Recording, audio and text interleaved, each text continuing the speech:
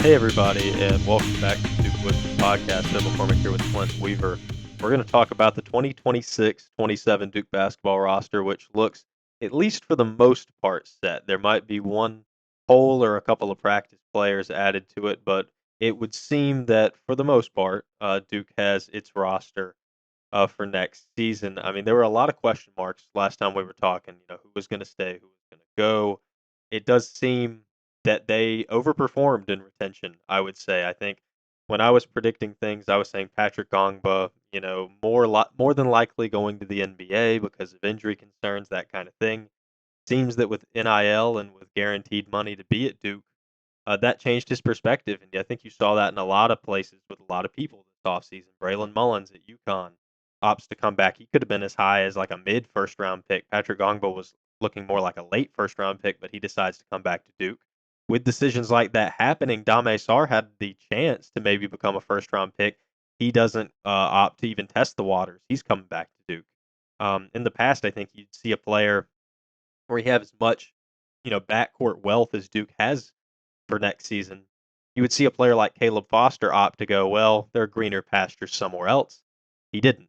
He comes back to Duke, and John Shire has some fantastic retention. He has a really good freshman class, and he has a really interesting two transfer prospects right now, including perhaps the best transfer that the school maybe has ever landed, but at least has ever landed under Shire and John Blackwell. So there's a lot of guys to unpack, a lot of dynamics to unpack in this episode, and talk about where they fit in, what the rotation looks like.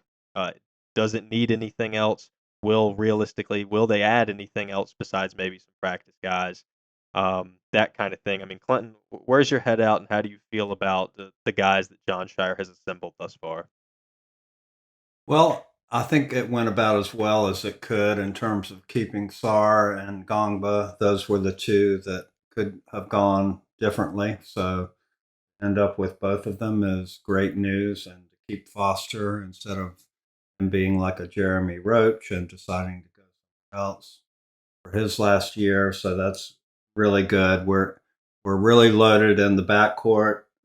Maybe a little thin up front, one injury away from being depleted potentially at the center position. And but it's a good mix of youth and experience across the board. We brought in some experience to balance out things a little bit more. And I think we're expected to be a Final Four team. So what else is new? Let's talk about the guys that are walking out the door first and foremost. So Cameron Boozer, I think, took his sweet time with that announcement. Just kind of playing with it. I mean, we all knew that Cameron was going to enter the NBA draft, National Player of the Year, one of the best modern college basketball seasons of all time. Certainly, his production cannot be replicated by one single person next year, and I think that's probably one of the biggest questions for next year's team. What does that look like? Because each of the past 2 years, they've had this guy that's just producing at a level unlike any other player in the country, whether that was Cooper Flagg or then Cameron Boozer. Duke doesn't really have a guy necessarily like that next season. No top three pick or number one overall pick in the draft, national player of the year type player. Um, but I think that the dynamics will still work. They'll just work in a different way, a little bit more of a distributed offense.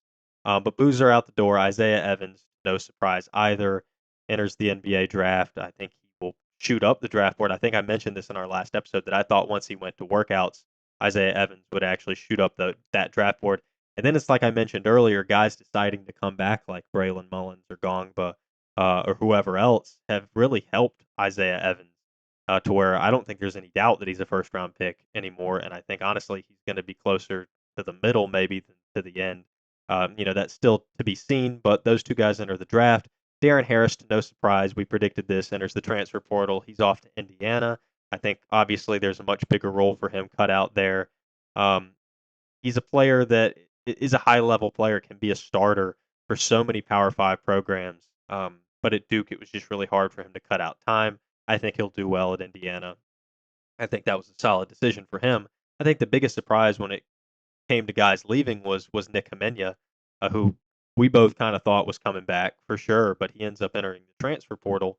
I'm not terribly surprised at that, given what we found out about, Dame Sarr returning and their recruitment of John Blackwell, things like that.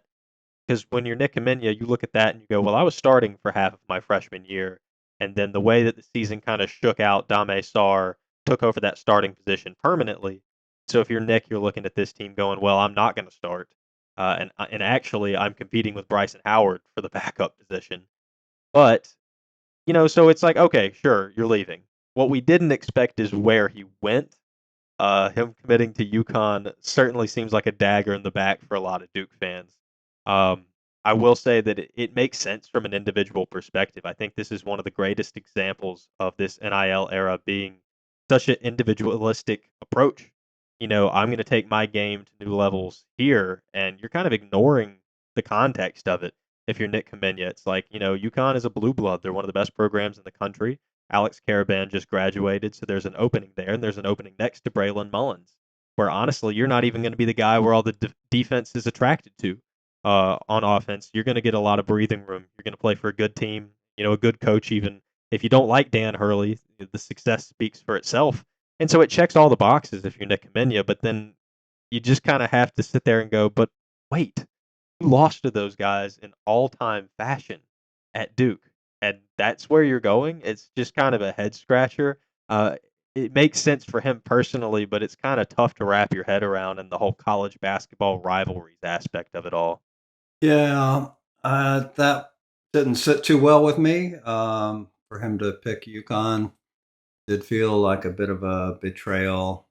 Of course, it's a free market and they can go wherever they want, and good on him for probably earning a nice big paycheck. I don't know if he has been to Storrs, Connecticut, but there's not a lot to do there.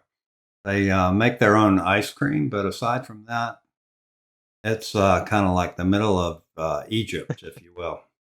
So good luck with that part. And, playing for a madman, I wouldn't choose to go play for Dan Hurley. That just has to be like a living hell. But that's what he wants to do. Then I wish him some success, but not a whole lot. Well, to each their own, and I hope that Duke gets to see UConn in non-conference play for multiple reasons. I think they deserve another stab at him. And there's a lot of guys that came back from last year's team that remember that hurt. I think that's kind of the idea I left the last episode on was I wanted as many guys as remembered that hurt as possible, and they did a pretty good job of that.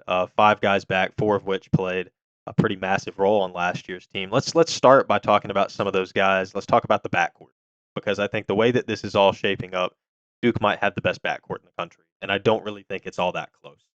Um, Depending on who you think's going to start or whatnot, I mean, I'll share who I think's going to start. But you've got four backcourt players that are all super high level. You've got Caleb Foster, who decided to return. I mentioned it earlier.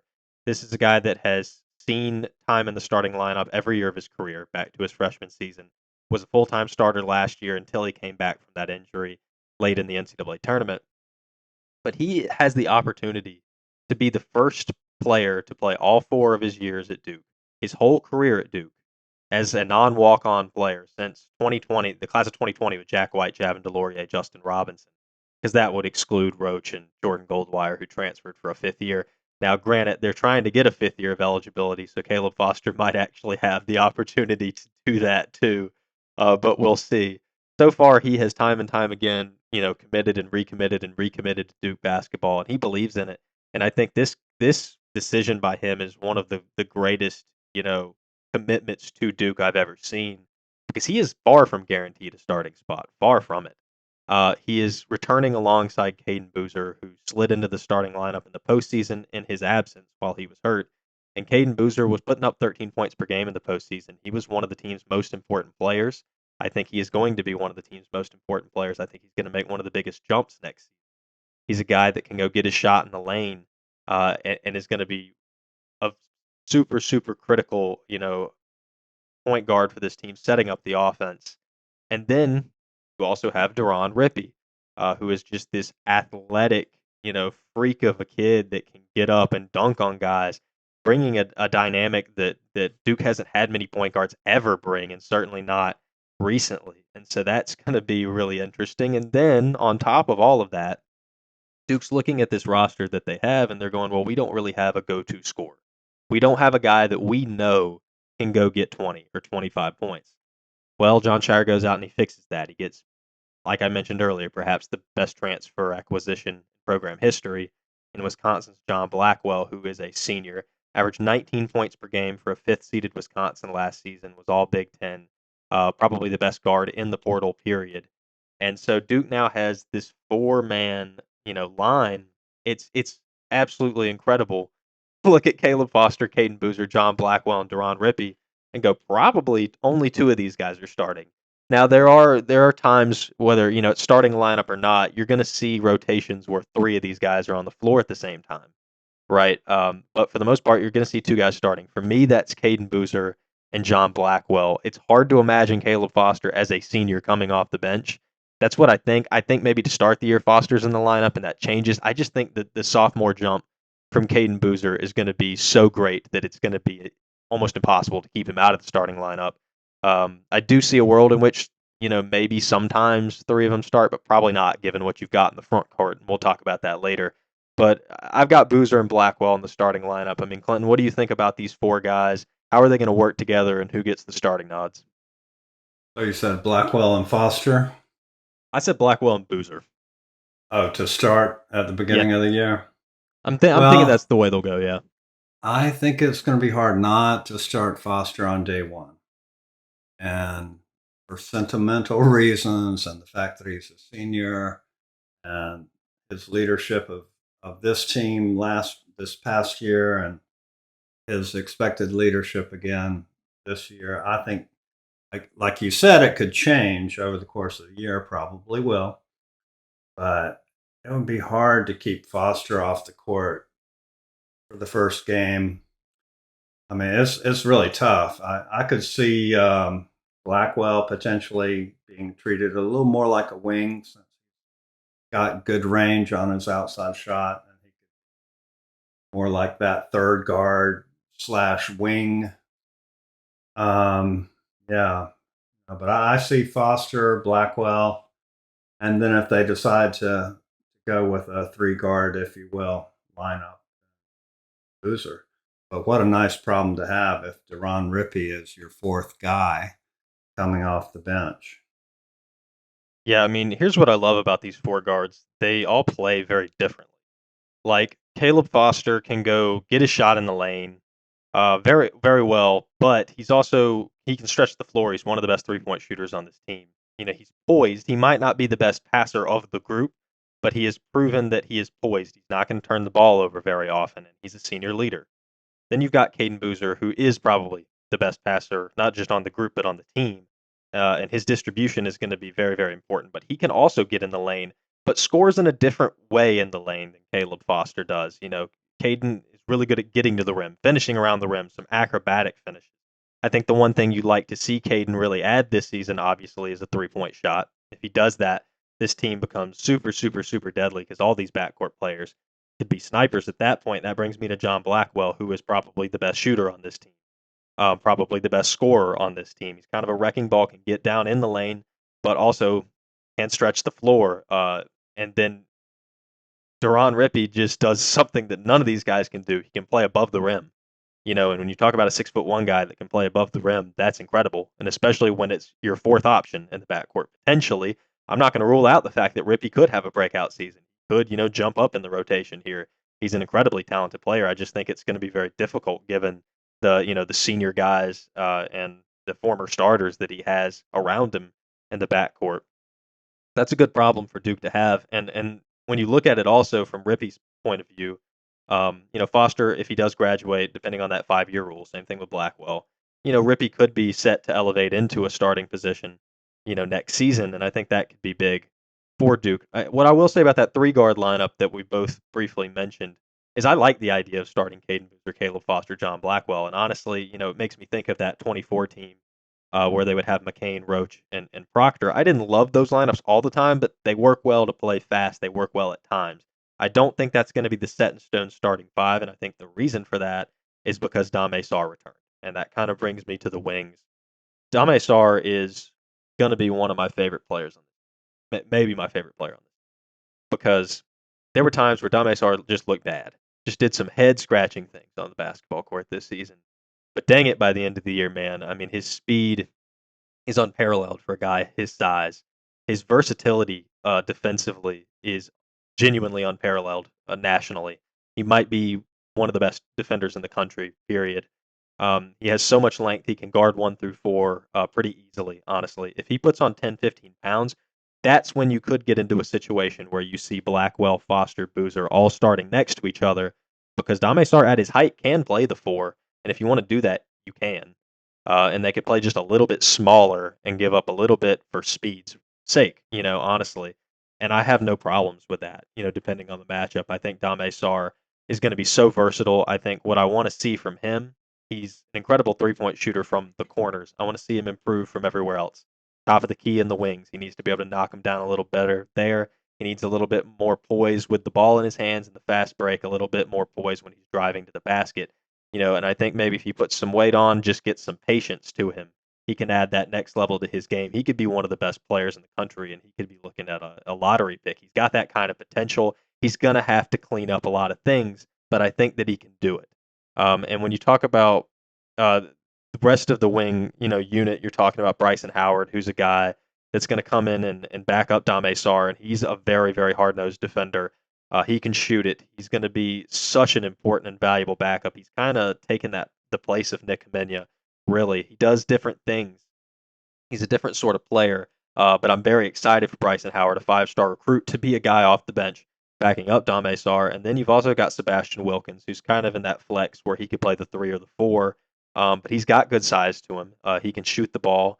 I think we saw really good glimpses of him at Countdown against Tennessee in the exhibition last season, and I'm excited to see what Sebastian Wilkins do because, I mean, honestly, he's probably like this team's 10th man, if that's what you want to call him. And that's a heck of a 10th man to have. There's a lot of teams that would like to see Wilkins in their starting lineup, and I think that's a really underrated retention for John Shires to bring him back for that kind of front court / wing depth. Wilkins can be really, really important. But I think when you talk about this wing group, it all starts with Dame Sar because he's going to kind of make or break this team, I think, as it goes through the season. Well, I saw a lot of improvement with Dame.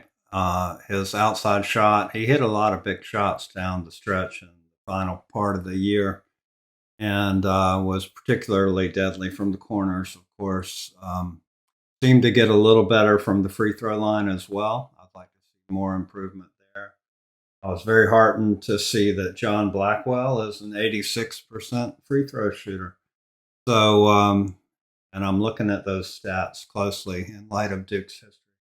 But yeah, Blackwell kind of looks like the Isaiah Evans replacement.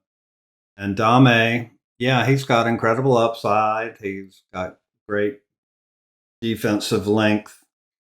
He needs to learn how to dribble and shoot layups. Which you would think he would have learned a long time ago.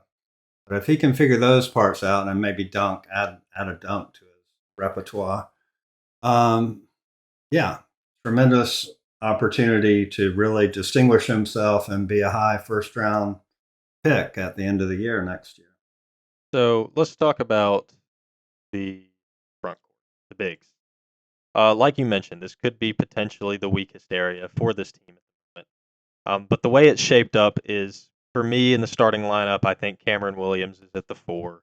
6'11", highly touted freshman, can shoot the ball really, really well. The thing I was most scared of before the Patrick Gongba, decision to return and looking at Flory Badunga's recruitment, and he goes to Louisville, I was kind of worried. I was like, I really don't want to see Cameron Williams at the 5. That's no slight on him. It's just that seems like a 2024 Kyle Filipowski situation. You don't want it. That's a guy that's playing out of position if he's at the 5. Cameron Williams is a true 4. He's a stretch 4. He's a guy that's going to be able to shoot the ball. I like him there. And then, of course, Patrick Gongba at the 5 again. I think if he's healthy, Patrick Gongba is one of the best centers in the country. He's one of the most valuable players in the country. He already was this season. The advanced analytics told you that Patrick Gongba was an All-American caliber player when he was on the floor this season. His impact was so far-reaching. And I'm so excited to get him back at Duke because I think when he's on the floor and he's healthy, he's going to have a lot of impact. And he's going to have a lot more opportunity this season, too. Because when you think about from a post scoring perspective, it was like, well, if you're getting a paint touch, give the ball to Boozer. Why else would you give it to anyone else? But now the guy that's going to get that paint touch is Gongba. 9 times out of 10, and he's got a lot of good post work. I'd like to see him throw his weight around a little bit more, maybe put on even more muscle, because there were times where he looked like he was hitting a brick wall. But I do think he's got really good post work, got really good footwork. He's a really good passer. He opens up the floor and he allows Shire to continue to play that system that he loves playing. This team, from a roster construction point of view, mirrors last year's team a lot, and we'll talk about that. The last couple of guys in the front court, I mean, there's obviously Max Mayer, there's Ifeanyi Chukwu. They'll both kind of be more of a practice player style guys, although I like Mayer's size, and I think that as time goes on, I hope he doesn't transfer, because I think he could develop into a real legitimate rotation piece for Duke. But the bigs kind of is a three-man game right now for Duke. It looks like Gongba, Williams, and then it's Belmont transfer Drew Sharnowski. Athletic 6'9" big. I think people are really averse to seeing that 6'9". They don't like the fact that there's a single-digit number on the back half of that, and he's not 7 feet tall, right? But he has a really long wingspan, and he's really athletic. Reminds me of the Plumlees a bit with his athleticism, his willingness to just dunk on guys. He'll be a pretty solid shot blocker. He's not necessarily like a Derek Lively type player or Mark Williams type player, but I think he can be a really effective shot blocker, and he's got really good size to him. He's got a good frame to him. Is he going to be the same level of defender as Malik Brown? No. Is he the same type of player as Malik Brown? No, but he is filling that role for better or for worse. That role has existed throughout Shire's tenure, and it's always been a transfer that has 2 years of eligibility. Like at first it was Ryan Young, and then it was Malik Brown, and now it's Drew Sharnowski. I think that he fills that role really well. He's not a guy that was on my radar until pretty much right before he committed. I watched a lot of tape on him, and I like him. I like the way he fits into things. I like what he can do for this team. He does things that they need off the bench. For me, I think when you look at Gongba, Sharnowski, and Williams, you go, if those three guys are healthy, they don't need to add anybody. Like, I think that's fine. Because when you look at the teams in the past, like I mentioned, look at 25. You had Malawach, Gongba, Malik Brown. You had Cooper Flagg playing the four, which allowed you to kind of have less bigs because you were playing technically a little small, I guess. You weren't playing a too big lineup. A lot of teams don't play too big lineups, but a lot of teams are going to start doing it because of the success of like the Michigans of the world last season. And then you look at last year's team where it was like Gongba, Boozer, and Malik Brown, and when they were healthy, that was fine. It was just when injuries occurred, that thinned out and it became a bit of a problem. And with Gongba's injury history, I think there's a reason to be concerned. Like if he goes down, what happens? Do you then have to play Cameron Williams at the 5, like I mentioned earlier, something that you really don't want to do? Or are you starting Drew Sharnowski? And if you start Drew Sharnowski, then who the heck's coming off the bench? Is it then Max Mayer is playing legitimate minutes? And I don't know how things are going to shake out. Maybe he's better than we think he is, honestly. And I trust Shire in that if he believes that. But there are a lot of people that think that Duke needs more front court depth. The problem, how are you going to get them to sign up for it? Who are you going to get to sign up for that? I think people have mentioned Alan Graves' name a lot. Graves is a fantastic player. Would be an obvious choice to start at the 4 if he were to commit to Duke. Now, I will say that I think Graves specifically is going to remain in the NBA draft. I think the scouts are going to really like him, and there's pretty much no shot he's going to Durham. But like a player like that, it would be like, Cameron Williams doesn't want to come off the bench, man. This is a really highly ranked recruit. Like we're talking top 3. It's hard to get a top 3 guy off the bench. So that's kind of an issue. And then you can be like, well, you can get another. Can you get another Drew Sharnowski? I don't know. I don't know if there's a player at that level that's going to sign up for it. There might be a player that can sign up for it that's serviceable, but he might not be quite as good as you think he is, which is why I don't know. I'm kind of leaning on the side of they're kind of done with the guys that are going to play legitimate minutes. But I certainly don't think it would hurt to have more front court depth given Gongba's injury history. I like Sharnowski's numbers, 11 points, 6 rebounds, 3 assists, 1.3 blocks, all in only 22 minutes per game. Shot 68% from the field. The one stat I don't like, 43% from free throws. I said he looked like the Plumlees. Yeah, yeah. Known for his defense and passing and being a rim runner. and basically adding bulk on the inside, 6'9", 230 is going to be a banger. And we do need that insurance for Gongba because he's been so injury prone. He hadn't really been in great condition. Seems to have trouble at times getting up and down the court. After a few minutes, he's breathing hard, and so we'll see what version of Patrick Gongba we get in the fall. Hopefully, a healthy one, because that the center position would be the one that concerns me the most, because I could see Pat getting injured, and then all of a sudden we are very, very thin. But like you said, it's hard to recruit somebody else to come in and ride the pine, waiting for an injury to happen, just so Duke will have the depth it needs. Well, I'm a little concerned about foul trouble as well because Darnowski can get into foul trouble. Patrick Gongba has certainly proven he can get into foul trouble. So the staying on the court might not be as simple as are they injured or not. It might just be like can they not foul? Cameron Boozer did a really good job of defending without fouling, but can these guys kind of rein it in? It's kind of for that reason, and it's for the injury reason. It's like if they don't add another big, it wouldn't surprise me if we saw John Shire go with that three guard lineup with Dame Star at the four more often than we're thinking. Maybe again, maybe not as the actual literal starting lineup, but you might see more of the, Foster, Boozer, Rippy, Blackwell, 3 out of 4 of them running with Sar and Gongba, or running with Sar and Tarnowski at times, or even Sar and Williams at times. And I think that could be interesting to see that. I think that is this team's strongest suit is its speed and its guard play. But I do want to kind of compare and contrast last year's team to this year's team. It's so easy to do, especially with John Shire's teams, because he seems to follow a template almost when he's building his teams. Now he's strayed a little bit. I think John Blackwell is a little bit of a different player than he has gotten in the past, being such a high profile transfer. Now, one could argue he did the same with Coward. Coward obviously was not viewed in the same light as Blackwell when he entered the portal, but as time progressed, it was clear that he was that type of player. Um, and so it didn't work out, but Shire showed that he wanted to go that direction, and then he actually did it and is getting the guy this year. And so that's going to be an interesting dynamic. But I think when you just look 1-to-1, it's like, well, who are your two, point guards, quote unquote? Foster and Boozer, they're back again this season. Presumably, both of them are improved. Particularly Boozer, I think, will be significantly improved. Then you look at like who are your backup twos. I mean, the backup two last year, I suppose, was Darren Harris. Now it's sort of Teron Rippey, I guess, and I think that's a pretty significant improvement for Duke. When you look at the starting shooting guard, that's Isaiah Evans turning into John Blackwell. Um, this is all the respect in the world to Isaiah Evans, but you're getting a guy that probably can score more points per game than Isaiah did last season, especially with there not being a Cameron Boozer type player. Blackwell could be this team's leading scorer. I don't know for sure, but he could be. And I think that's, I'm not, it's hard to say it's an improvement from Evans because Evans was such a good player, but it's certainly not a step backwards in any way. And so from the backcourt, you're only really improving in the backcourt. Wings, Dame Sars, he's back and he's going to be a better version of himself. I have no doubt about that. I think Bryson Howard's going to be better than Himenia. I really do believe that. I think you have even more depth on the wing because you have Wilkins available now and off a red shirt.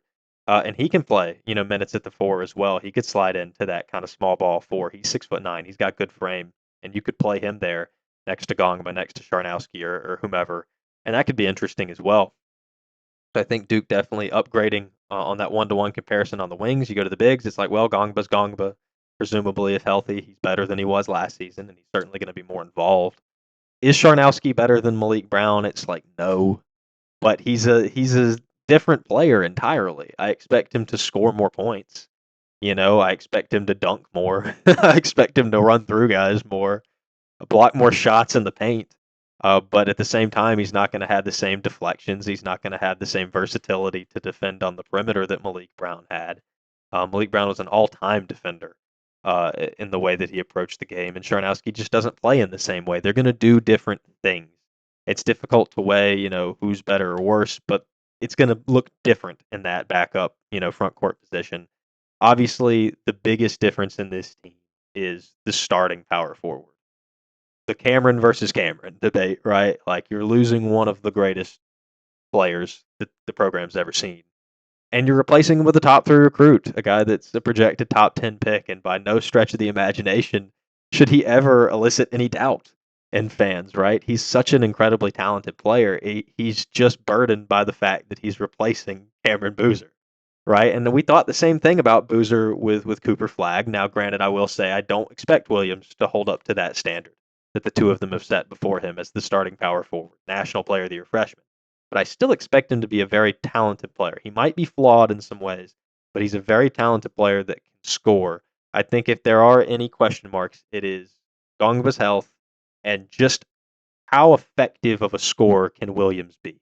Is he going to be a 12-point per game guy, a 15-point per game guy? I don't know. I think that's probably my biggest question mark is just how much offense can Cameron Williams shoulder? Is he capable of being the second leading scorer, the leading scorer? Is he going to fall down to fourth or fifth, on the scoring list for Duke? I think that is truly my biggest, question. I think we have good flexibility. It's a good problem to have run through the national players of the year last 2 years.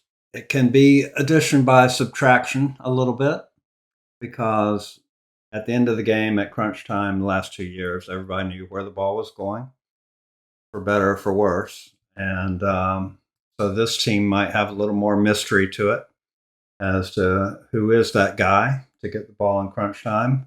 And that can be a good thing. Keep the other teams guessing.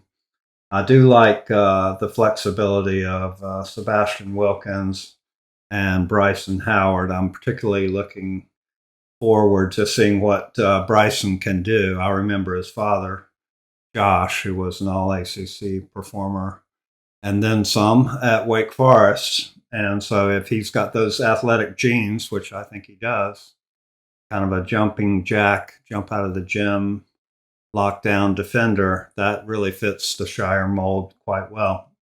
So there's a lot of interchangeability of parts here and flexibility to really go a little smaller than we have in recent years, where Gongba might be the only big guy, so to speak, in the classic sense, or maybe he's not even playing, and we have Cameron Williams being the big guy at 6'11", with a lot of speed and athleticism, which Gongba doesn't necessarily have.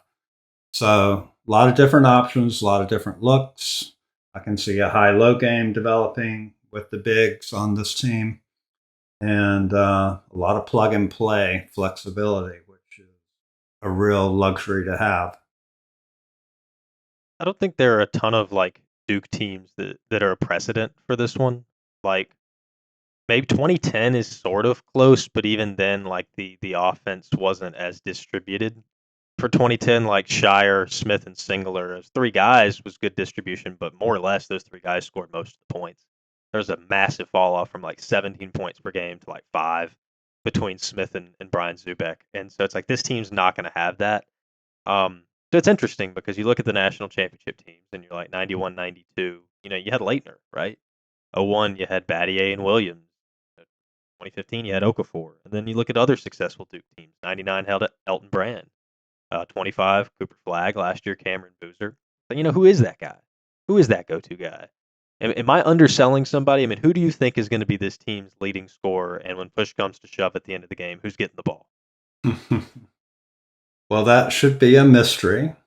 We don't need to know the answer to that, but Blackwell is the obvious choice. As a senior 4-year guy, averaging almost 20 points a game, coming in from a legit league.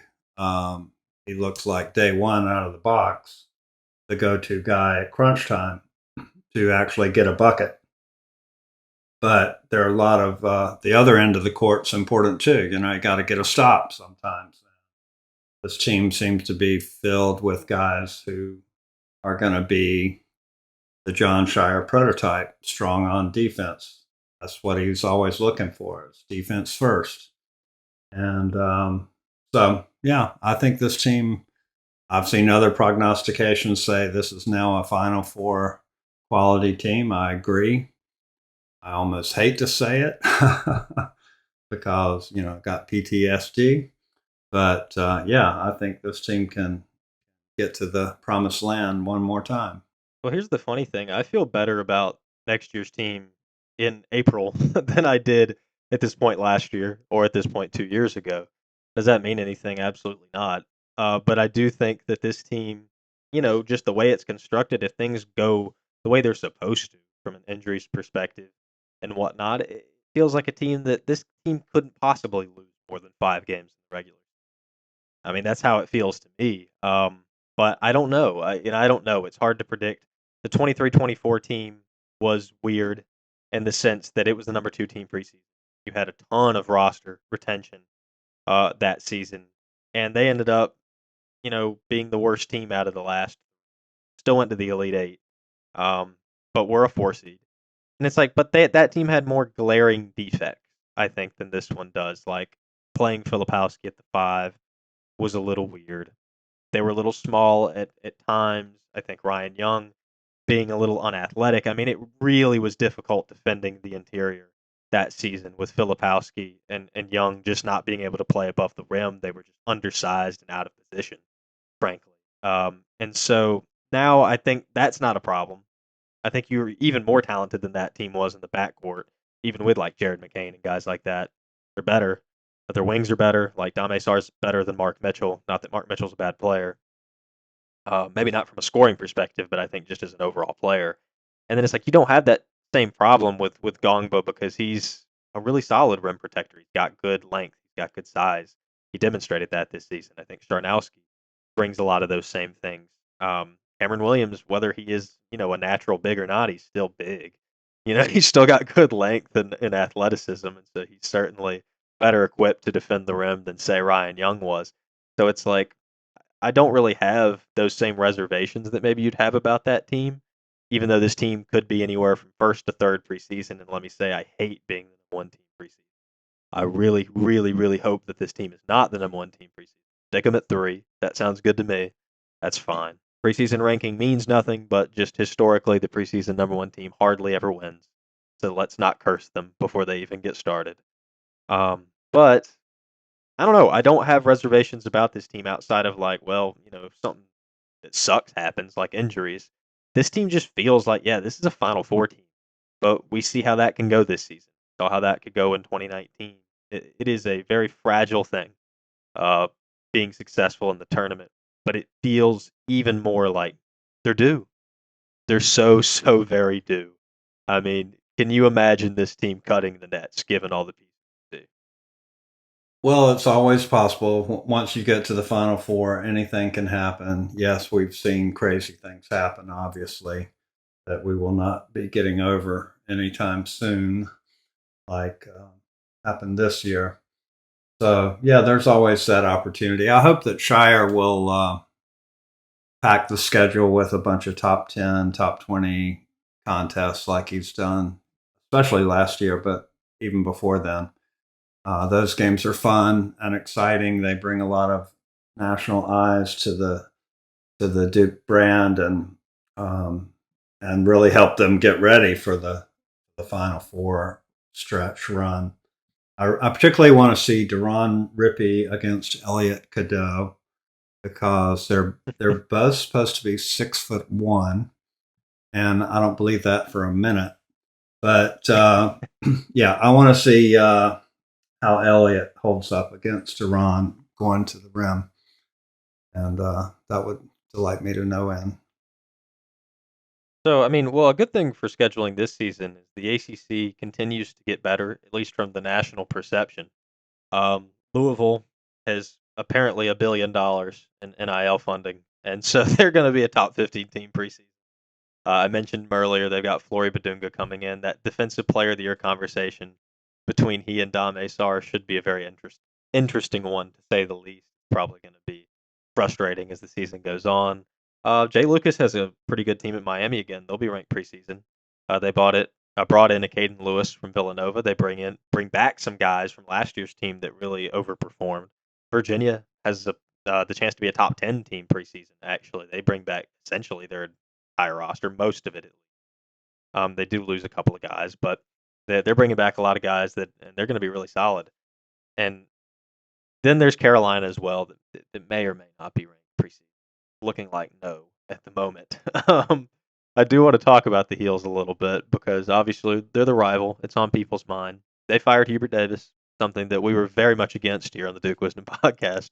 We thought Hubert was doing a bang up job, but they fired him and they hire former Denver Nuggets head coach Michael Malone. A decision that I don't really think is a poor one per se. It makes sense for their current administration. That's the direction they're going. They want this shiny former professional coach. Now Malone is no Bill Belichick, both by accomplishments or by craziness. So you don't you don't get either side of that.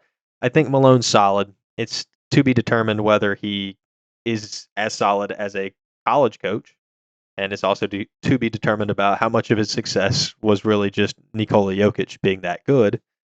But we'll see. I think so far he's had a really challenging time in the portal. He has not been able to keep players around. Henry Vasar, had a bag offered to him by other schools and by Carolina.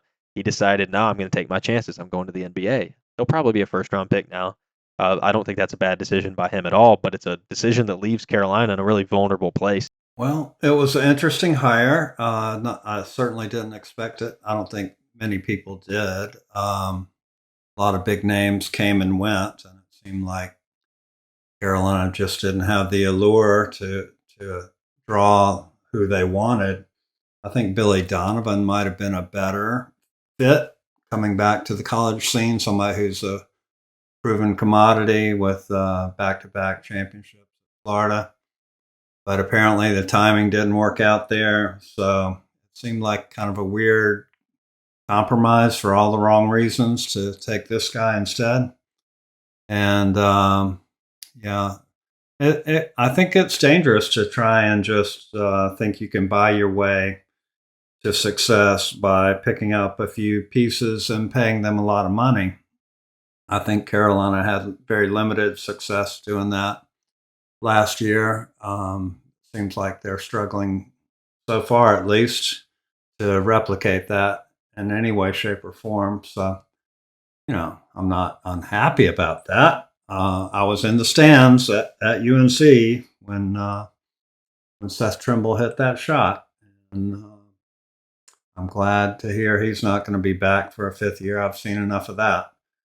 So, yeah, if they want to struggle, I'm sure he'll have a long leash for 2 or 3 years, see what he can do. So struggle away. Well, it'll require some patience from the guys in Chapel Hill. That obviously that Hubert Davis, frankly, he didn't get. But I mean, this roster has had sort of a Frankenstein construction to it, right? Where you've got all these little pieces. It kind of reminds me of State's roster last season, where they had these little pieces coming in, for Will Wade, that look pretty good on paper individually, but will they mold? Will they mesh in the right ways? Only time will tell, but there's a lot of questions in Chapel Hill. There's a lot of questions at State, like I mentioned, with Justin Gainey coming in, trying to build a roster. A lot of questions on Tobacco Road. Thankfully, very few of those reside in Durham. There's a really good roster being set here by John Shire and company, and a lot of reasons to be excited if you're a Duke basketball fan heading into next season. We'll be talking, more throughout the offseason, both men's basketball, football, as we approach those dates. There's plenty to talk about as the offseason presses on. But as always, thank you so much for listening. Make sure to subscribe to the podcast wherever it is you are listening, and follow us on Instagram, Twitter, @Duke_Wisdom. Thanks so much, as always, guys.